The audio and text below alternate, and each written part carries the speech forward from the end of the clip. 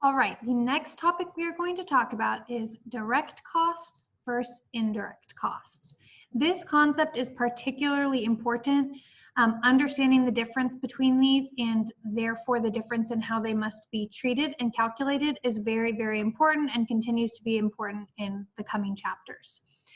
So one of the major themes that you're going to see in this class is defining and calculating the cost of making your product or performing your service or whatever. The reason that cost is so important is because you want to make sure that you price your product or service so that it is bringing in more revenue than what it's costing you. So your calculations of cost and how you define it and how you determine it, those all have a very deep impact on your financial statements and what kind of profit you're bringing in and the decisions you make about pricing and marketing and all of those different things. Some costs are very straightforward and others are more complex, and that's what we're basically going to get into. Now, before we get into direct costs and indirect costs, we have to define this term cost object. A cost object is literally just anything that a manager wants to know the cost of.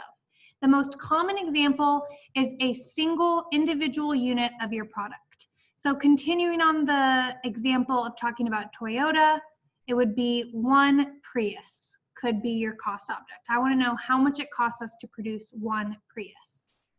Okay, cost objects can be wider in scope though. So you could say entire model. So I want to know how much the entire Corolla line costs us to make each year. It could be some sort of marketing strategy. How much is our television advertising? It could be a geographic segment. How much does the United States portion of our manufacturing cost us? Could be a department. How much does our HR department cost us, or our legal department, or our R&D department? It could be an initiative. So they gave an example of the sustainability initiative. The point is that a cost object can be anything that a manager wants to know the cost of. Anything big or small. You just need to make sure that you know what the cost object is for you to be able to decide whether something is a direct or an indirect cost. Now, 90% of the time in this class, we are going to be talking about a cost object as being a single unit of product. So we just want to know to make one Prius or to make one whatever the item ends up being. That's usually going to be our cost object. Okay, now I said that some costs are very straightforward and some are not. Okay, the costs that you would think of as straightforward, we call direct costs.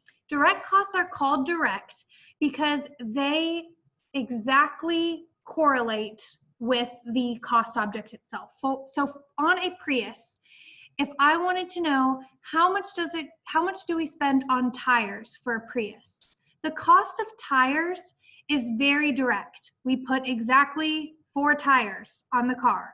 Each tire costs blank amount. We can just calculate, let's say that tires cost us $50 to get wholesale, then we spend $200 on each Prius for tires. That's direct. And what we say is that it can be traced. We say that direct costs can be easily traced to a cost object. There is no doubt in our mind, there is no extra calculation like complex math that we need to do. We just say, okay, there are 4 tires, the tires cost this much, so that's the cost of tires on a Prius. Okay, there are some less straightforward costs, and we call them indirect costs. So what if I asked you, how much do we spend on a Prius for on rags that we use to kind of clean the outside as we're making it? Okay, well, that's a little bit less straightforward because it's not like we use exactly 1 rag for every Prius or 2 rags. Our mechanics and our engineers are probably just going to have some rags hanging off of their belt, and they are going to use them every now and then for the product and move on to the next one. Okay, so in this case, it's not easy to trace it. We don't know, we use exactly this much of that on it. Some sort of lube that you use throughout the manufacturing process to oil things up. How much lube cost did you spend on one Prius? Okay, well, I don't really know. It's not like I measured this is, 1 milligram of this product and this is how much it costs. No, I don't want to do all those extra calculations. That's going to be an indirect cost. So an indirect cost cannot be easily traced to a cost object. It's not direct. It's not obvious the exact amount that goes with it. When this happens, what we have to do is a couple different words for it. One of them that we're going to use most often is allocate. We need to allocate out these costs. Allocate is another way of saying that you need to assign the cost. You need to assign the cost. Okay, so for example, what you could do is you could say, I don't know exactly how much we spend on rags for one Prius, but for the entire year, we spent $2,000 on rags, and during that year, we produced this many hundreds of thousands of cars. So I'm gonna allocate out, I don't know what it would end up being with real numbers, but I'm gonna allocate 3 cents per Prius for rags. Okay, there are lots of direct costs and lots of indirect costs. Some more examples to go more in depth. Let's start with the direct costs. Some other things that can be easily traced. Well, materials other than just tires. Tires were one example, but there's lots of direct materials. When I say direct materials, I mean materials that physically go on the car, so it's very easy to know exactly how much goes on. Okay, 4 tires or a part, 1 engine per car, 1 steering wheel per car. 2 armrests or whatever it ends up being. The fabric, you can figure out exactly how much fabric goes into each Prius. You've measured the whole area and you can figure out how much that fabric costs you. Those costs are direct and you could actually trace those amounts and know precisely we spend blank amount of dollars on this cost for our cost object. Direct labor is another one that can be traced. So when I say direct labor, I'm talking about someone physically working on the vehicle. So they could be working on it with their hands, an assembly line worker, or they could be operating a machine. If the machine somehow puts it together, but you have to have someone operating it, that's still direct labor. You can figure out every single person or this part of the assembly line process spends 14 minutes on each car. Those 14 minutes times their wage rate and all that, that means we're putting this much money in direct labor. And then the next part of the assembly line, they spend 6 minutes on this part of it. Those 6 minutes cost us this much. That's directly traced to a cost object. We can figure out with relative ease how much we spend paying our direct laborers who work directly on the product. Okay, now let's go through some more examples of indirect costs. These are the more complicated ones that can't be easily traced. Instead, we have to allocate or assign them out. So some of them can be physical materials. I had said lubricant for the machines, rags, both of those are indirect materials. They're not actually physically going on the Prius, so I don't know exactly how much is used for it. It's just part of the process of the factory going on and everything working. And then labor, there's lots of indirect laborers that work in a factory. So you've got a supervisor. Now supervisors do not look at every single object that goes through. They don't check every single Prius before it goes out. Instead, what a supervisor does is they kind of walk around and they probably see 1 out of every 50 Priuses that are being made. They may have some quality control person that checks 1 out of every 20 to make sure that everything's in order. So what do we do for them? We can't directly trace their time. We're not just going to say, hey, there are 2 Priuses here in our dealership. This one actually costs more because this is one of the ones that the supervisor checked. No, instead what we do is we allocate that cost. The supervisor was working in the factory for the good of all of the different Priuses. So we are going to assign out the cost of their time, their salary and things like that. We are going to assign it out to each Prius. And again, we'll do it some way kind of like what I just said. In total, we paid all of our supervisors blank amount and we made this many cars and we're going to divide it out somehow. Same thing with custodians or maintenance workers. Maintenance workers are people who are going to maintain the machinery, the equipment that's in the factory. They're not working directly on the Prius. They don't ever touch a Prius. They're making sure that the machines are still working that make the Priuses. Or a custodian isn't working on the Prius. The custodian is cleaning up the factory, making sure that everything is in good condition so that operations can continue. Even though those people aren't working directly on it, it is a cost of the Prius. You have to have custodians and maintenance workers and quality control workers in your factory in order to make Priuses. So what they're going to do is they're going to assign a little bit of that cost to each Prius. They can't trace it, so it's not a direct cost. It's an indirect cost that's going to be assigned. We're going to have to do some sort of extra calculation where we kind of divide up the cost and assign it out in a logical way, but not a directly traced line. Lastly, there's this big category that we call other overhead.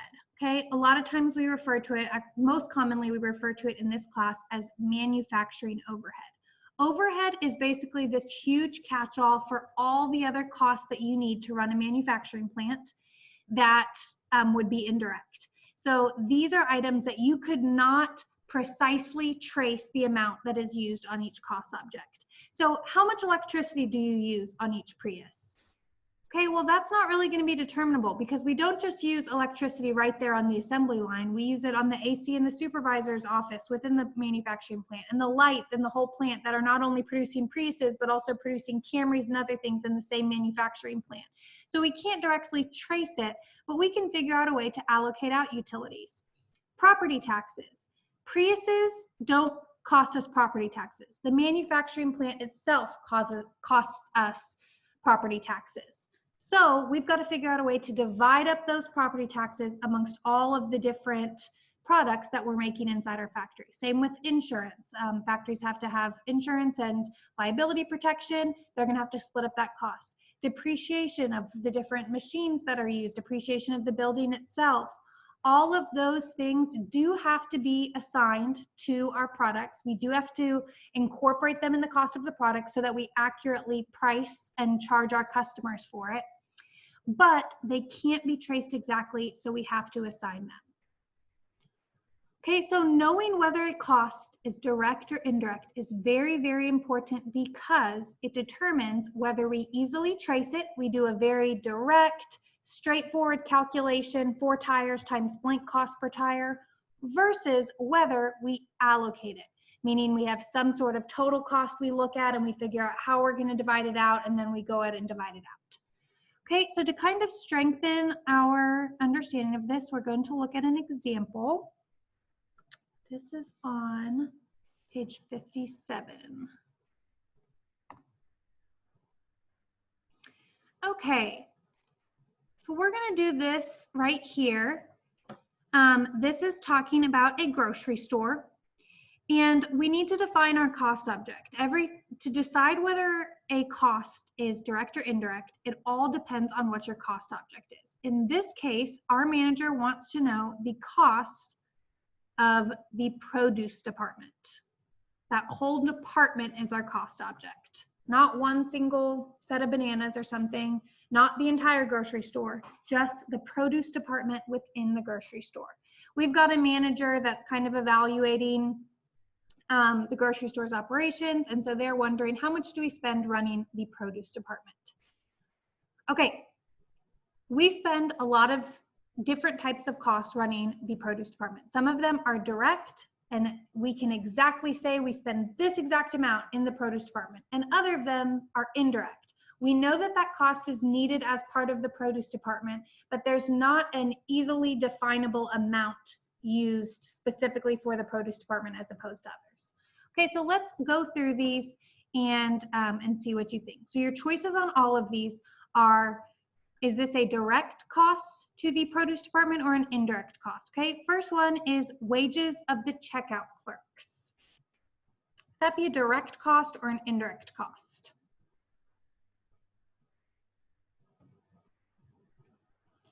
Okay, I want you to think of where these checkout clerks are.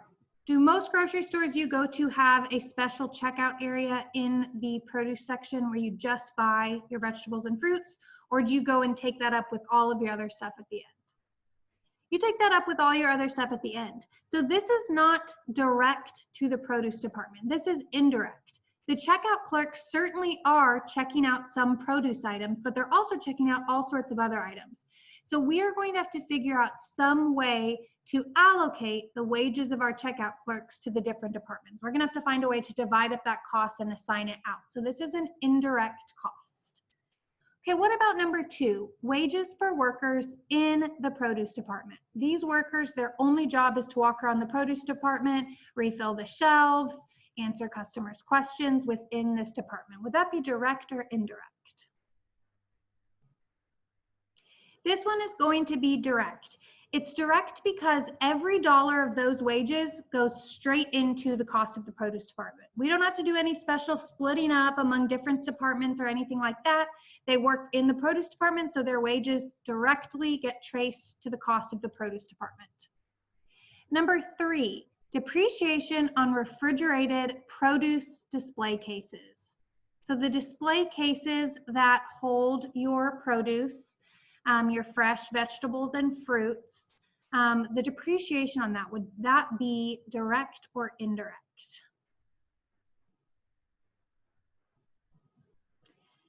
Okay, this one's a little bit tricky. This is talking about the produce display cases themselves. So not all of the refrigerated cases in the whole store. If it was that, there are refrigerated case sections in the dairy section and the frozen section and the deli section and all these other places. But this one specifies we're just talking about the display cases that are in the produce department. For that reason, this is going to be a direct cost.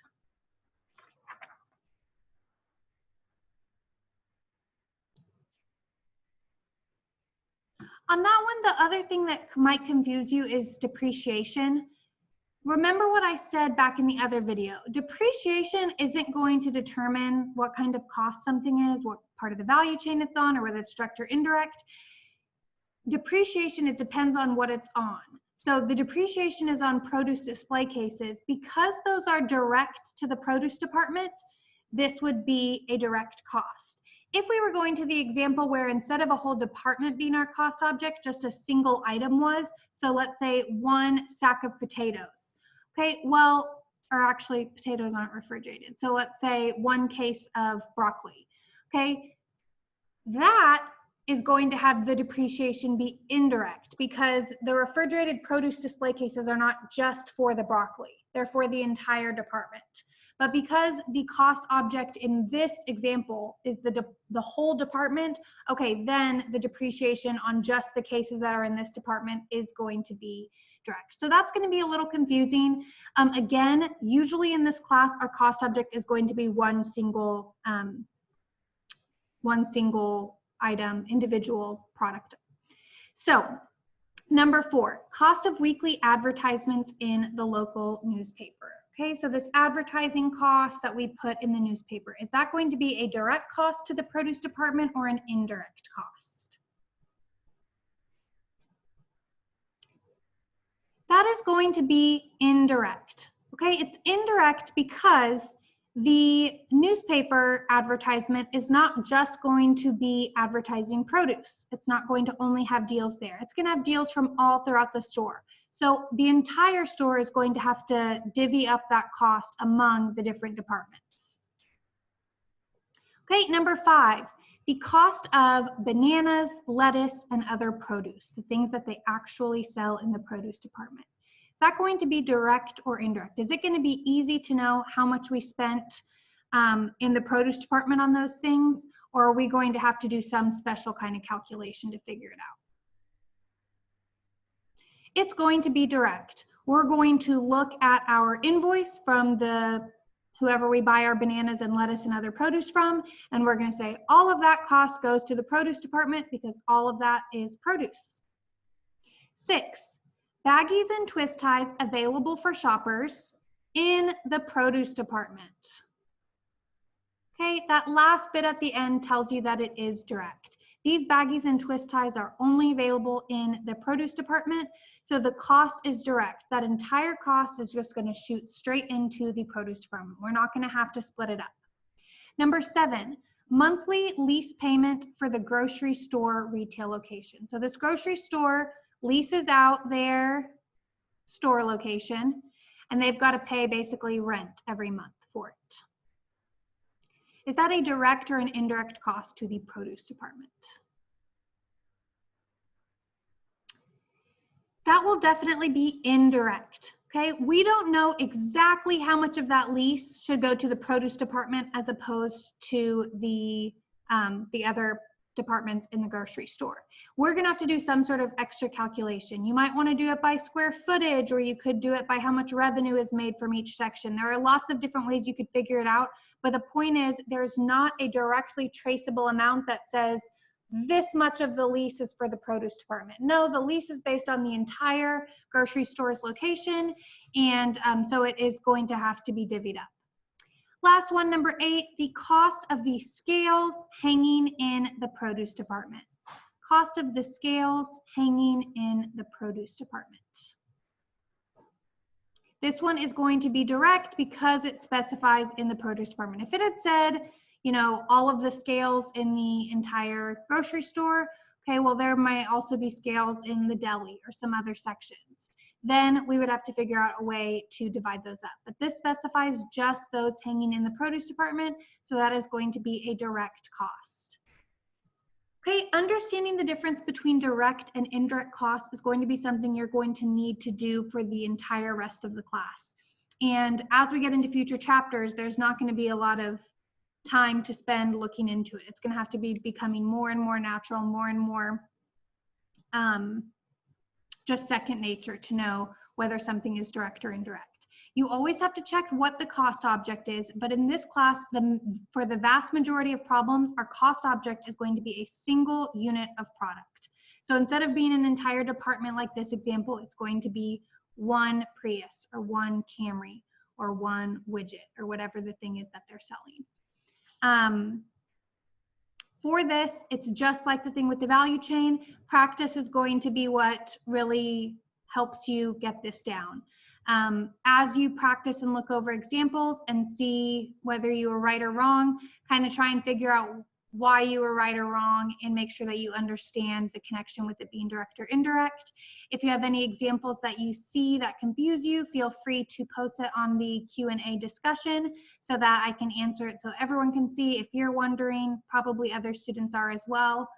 But yeah, getting these down is going to be important because later on, when we are trying to figure out the whole cost of a Prius, we're going to have some lists of direct costs, the tires and the fabric and the labor, and then we're going to have a huge amount of indirect costs. All of those indirect costs are going to have to be allocated, and we're going to have to figure out how to do that in Chapter 3. So getting down the distinction between them in Chapter 2 is very important. Okay, that is the last video for today. The only other thing you have to complete is the next knowledge check, and that's everything that's due today.